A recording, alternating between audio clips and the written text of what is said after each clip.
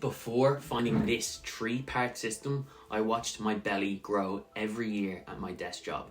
I was as big as a house, barely able to fit into my desk chair, convinced I was going to be a fat sack of shit forever.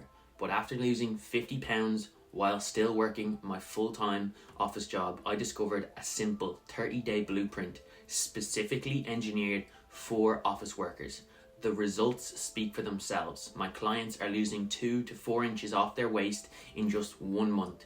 And these aren't fitness models. They're regular people with kids, stressful jobs, 50-hour work weeks, with real responsibilities.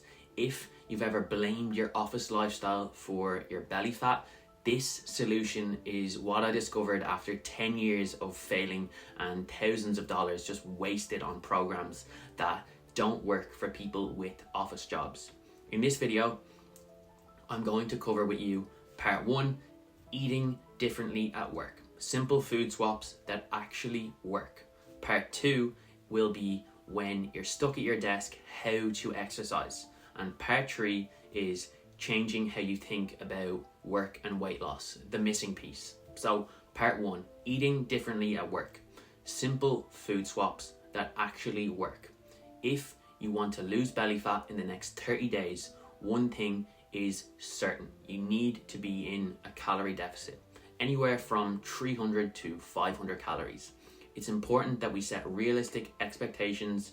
If you think you're going to go into more of a deficit than 500 calories, not only will you break it after a week, but you'll just turn into an underfed child. It's never worth it. Trust me, I have done it.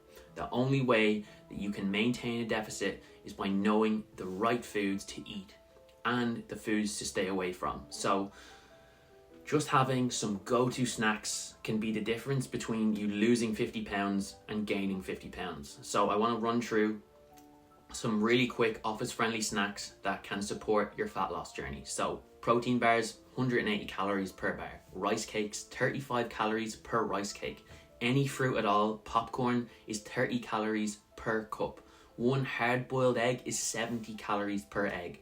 Pretzels, you could have 100 of them and they're only 110 calories. As soon as I started to stuff my desk with full of these types of foods, I started to feel way more full, snacking less, losing more fat, because protein is a super macro. It burns fat, builds muscle, and things to stay away from at all costs are nuts, 200 calories for a handful, crisps, 160 calories in 20 chips, biscuits, 70 calories per plain biscuit, granola bars, 250 calories per bar. As a rule of thumb, if you go into the supermarket, stick to the outside perimeter of the shop. This is where you'll find the whole foods given by Mother Nature. If you go down the aisles, this is where you're going to find the tasty, delicious stuff that will ruin any chance you have of losing belly fat. If someday you cheat, order takeout, it's not the end of the world. It doesn't matter at all, actually, because the next meal you just get straight back to eating healthy like it never happened.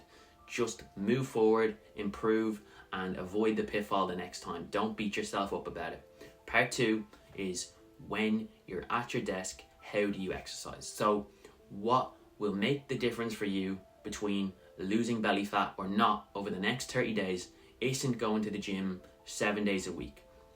It's not taking fat burning pills or magic teas. It's what we just covered, nutrition. Once you have solved that, exercise just helps to speed the process up of losing belly fat. The most underrated exercise for losing belly fat is walking.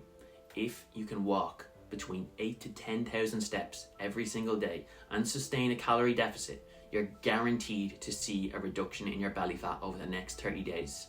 Some days I get 0 steps, and on those days I don't consider the whole transformation just ruined. I just aim for a weekly average instead. One thing that has helped me have a lot fewer days where I get little steps is an under the desk treadmill. It's been a game changer for me. If you also want to hit the gym, that's even better. 1 hour a week in the gym is more than enough if you focus on the big movements, your squats, your deadlifts, your bench press. If you don't have time, but you want to go to the gym for an hour a week, you can grab my 1 hour a week gym plan below, top link in the description and the comments. It's completely free and easy to use. So part 3, changing how you think about work and weight loss. This is the missing piece. There is one habit that is at the bedrock of all of this.